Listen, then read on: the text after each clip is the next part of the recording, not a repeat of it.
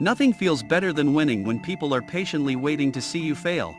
Dan, you've lost 1 million followers in the last 12 months, seen your stock price plummet so low you had to take it off the stock exchange, and now spend the rest of your time copying Andrew Tate.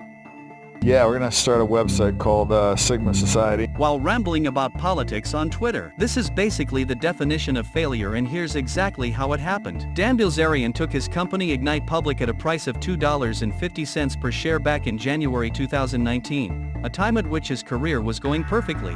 His Instagram was gaining 400,000 followers per month, he was living in a $65 million mansion, and most importantly, everybody believed that his lifestyle was real. That would be until July 2020, 18 months after Ignite started, when Dan fired Ignite's vice president, who then sued Dan Bilzerian for unfair dismissal, in the process completely exposing his phony business model.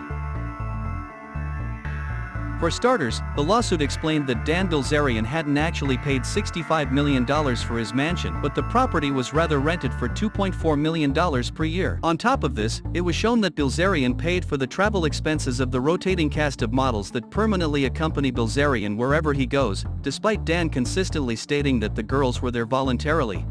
Do you pay these girls to come? No.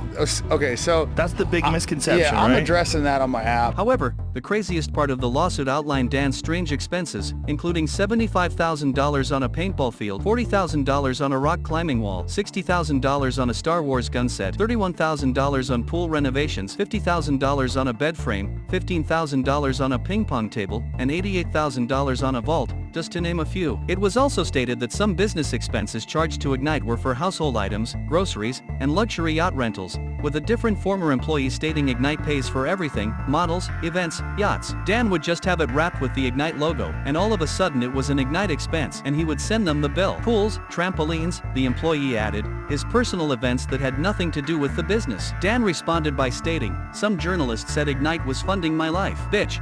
I've been going hard for 10 years and been famous for going hard for 7. I started Ignite 2 years ago, raised around 100 mil, and I own the majority of the company, suck my dick." Although his arrogant response failed to dismiss anything, especially the company's atrocious financial reports, Dan had spent a total of $69 million during Ignite's first year in business, which was offset by only $9.7 million in sales. Given the previously mentioned lawsuit explained how terribly this money was spent, Ignite's stock price plummeted by almost 90%, from $2.50 to a low of 28 cents in October 2020. As the media began to report on Dan's losses, he'd respond by stating Uber is worth $80 billion. It has never had a profitable month since it started, and it lost over $5 billion in one quarter last year. However, Ignite's financial losses weren't even the worst part.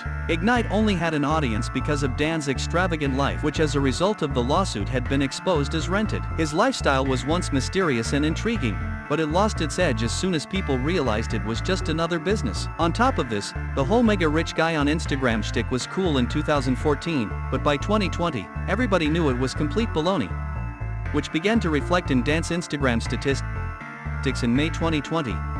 Dan almost completely stopped posting to Instagram, and by the end of the year he'd begun to lose followers. In the meantime, the media speculated that he'd soon file for bankruptcy, to which Dan clapped back by tweeting a skeleton with the caption, "All the dumbass journalists patiently waiting for Ignite to go bankrupt." Dan was right, Ignite wasn't filing for bankruptcy, but that didn't mean that things were going well. After losing $69 million in 2019, Ignite lost a further $19.7 million in 2020, during which the media released another strange detail. Dan Bilzerian's dad was supposedly running Ignite from behind the scenes. Now this was a problem for one main reason. Paul Bilzerian was a convicted felon who was illegally prohibited from participating in publicly traded companies. He'd spent a year in jail for fraud in the 90s, leading Dan to pretend that they weren't that close. I talked to him probably 4 or 5 times a year. However, according to one article, Paul Bilzerian has taken a less shadowy role within the company, sending thousands of emails between himself and other top executives at Ignite. This was only speculation at the time, but if Paul was in fact running the company, he was starting to do something right.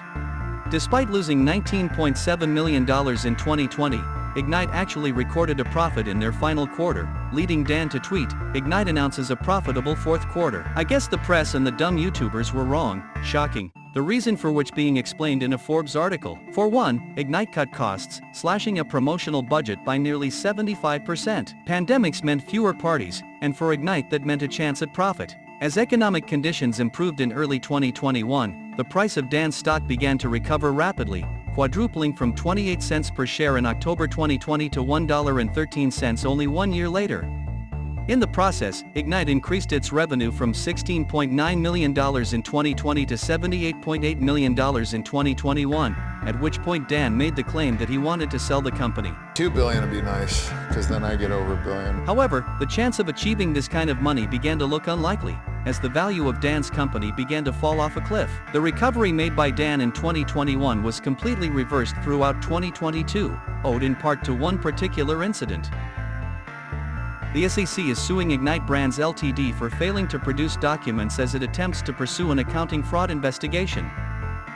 According to the SEC case, SEC staff have uncovered information indicating that respondents may have filed public financial statements that include false or misleading representations regarding revenues earned and recognized in the company's fiscal year, ending December 1, 2020. On top of potentially falsifying their revenue, the suit also revealed that Ignite was under criminal investigation for something unrelated. As a result, the stock was headed toward a new record low. However, Dan was able to fix this problem by removing Ignite from the stock exchange altogether. He provided no explanation for the company's removal. However, just 2 months later, media publication MJ Daily somehow managed to interview Dan Bilzerian's dad, who said he is now serving as an unpaid advisor to his son's company, and was speaking on behalf of Ignite because Dan was unavailable to comment. He'd state there is no reason to have a public company unless you intend to raise capital from markets. Before going on to state though Ignite was publicly traded, about 90% of the company's shares are owned by Dan and friends. Dan likely thought that as a public figure he should have a public company, although this structure provided no real benefit and instead delivered unwanted attention from governing bodies and the media. Despite this, it was reported in March 2023 that Dan was still refusing to cooperate with governing bodies, and while Ignite's privatization means its income is no longer public, it doesn't really seem as though business has improved. Dan recently bragged on Ignite's Instagram by stating, "Best-selling vapes in South America," although the very top comment was, "Bro, I love you, but I never seen anyone smoking that." Ignite's Twitter page gets about 30 likes per post. The company's official TikTok page has under 4,000 followers, while Dan Bilzerian's personal social media isn't looking so healthy either. His main Instagram page is losing 100,000 followers per month, owed in part to his complete inactivity, only uploading every once in a blue moon. When he does post, all of the most popular comments state, "So sad you have to pay for having ladies around you, ha lol, such a sad life and I don't know why I still follow this dude." In January 2021 Bilzerian was asked, "Dan, why are you barely active over Instagram recently?" To which he'd respond with, "Cause I just finished the 25th edit of my book, it's finally done," yet Dan failed to return to Instagram after the book's release. However, only a couple of months ago on the Skinny Confidential podcast, Dan gave an updated explanation for why he'd quit everything.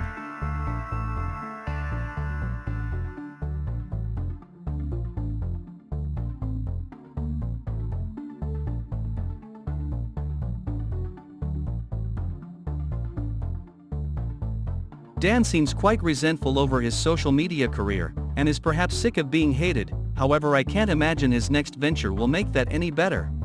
After seemingly spending a bit too much time with Andrew Tate, Dan Bilzerian is working on his own alpha male course and website called Sigma Society. The thing I'm working on right now is a site where it's basically gonna like teach guys kind of like how.